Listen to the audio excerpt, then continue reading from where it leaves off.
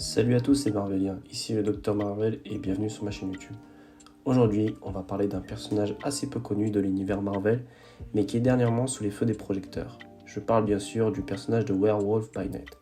Alors, installez-vous sur la table d'opération et c'est parti. Avant de parler de Werewolf by Night, on va définir ce qu'est le MCU. Le MCU est le Marvel Cinematic Universe, qui regroupe tous les films Marvel sortis depuis 2008, répartis en plusieurs phases. Mais j'aurai l'occasion d'en parler dans une prochaine vidéo. En 1795, dans son pays natal, la Transylvanie, l'ancêtre de Jake Russell, Gregory Russell, a eu la malchance d'être mordu par un loup-garou. Jake Russell, alors aventurier, est touché par la malédiction de ses ancêtres. C'est alors qu'il a 18 ans, lorsqu'il se transforme en loup-garou pour la première fois. Féroce au cours de 3 nuits de la pleine lune, des êtres mystiques venus d'une autre dimension, appelés les Trois qui sont tout, ont confié à Jake le pouvoir de se métamorphoser en loup-garou à volonté.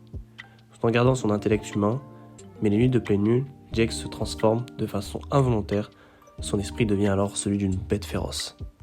Dernièrement, le personnage de Jake Russell a été introduit dans la présentation spéciale de Marvel. On espère que Werewolf by Night soit introduit dans les prochains films Marvel.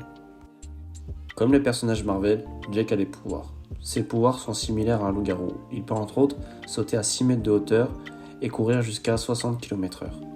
Petite anecdote, savez-vous que Jake Russell a travaillé avec Frank Castle et il a aussi eu une aventure avec la femme de Deadpool. J'espère que cette vidéo vous aura plu, n'hésitez pas à lâcher le pouce bleu, c'était le Docteur Marvel et à très bientôt pour de nouvelles vidéos.